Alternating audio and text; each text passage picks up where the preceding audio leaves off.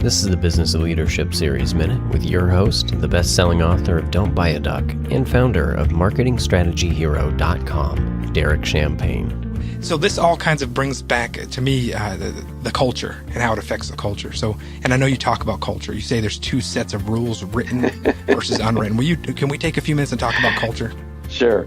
Well, first of all, depending upon the size of the organization, there's companies and entities that spend a lot of time and energy working on culture, and there's those that don't. But regardless, organizations do have cultures. I don't care, every family, every couple, every unit of people, whatever kind of organization that they tend to have, there's a culture that goes with that. So those are the written and the unwritten rules for how we will behave. And when I do the work that I do in the course for presidents that I teach at Aileron, we talk about you either have a culture in your company by design or you have it by default. So the written and unwritten rules tend to be, the employee handbook will be the written rules, which tends to be written for the people who need thou shalt nots. So they're the 3 to 5% of people who will take liberties that no one else will take just because they are that kind of person. I think of George Costanza in the Seinfeld episode that slept with the cleaning woman and said, if somebody told me I shouldn't have, I wouldn't have, kind of a thing. Right. And so the employee handbook's for that person.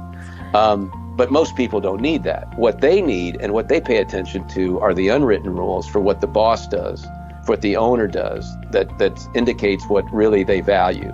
And I think most of us tend to pay more attention to what the boss does, what she or he does when there's a mistake or a problem, when there's failure, and they see how that gets addressed, either fairly or quickly or poorly, or there's courage or there's not courage, there's indictments without evidence, those kinds of things. So I think the behavior that when we're in an executive or ownership or leadership position, the behavior we exhibit when there's a failure or mistake, I think really just sends all these signals that go so far into how willing people are to, first of all, admit a mistake, willingness to take a risk. Everybody says they want their people to take risks in appropriate ways and times and places, but in fact, so many times we exhibit behavior that says, we don't want you to do that. We're just not comfortable with you, thinking for yourself. And I really feel like most owners don't understand the size of the shadow. Most presidents, most CEOs don't understand the size of the shadow they cast on the company. To hear full episodes of the Business Leadership Series, visit blsnow.net.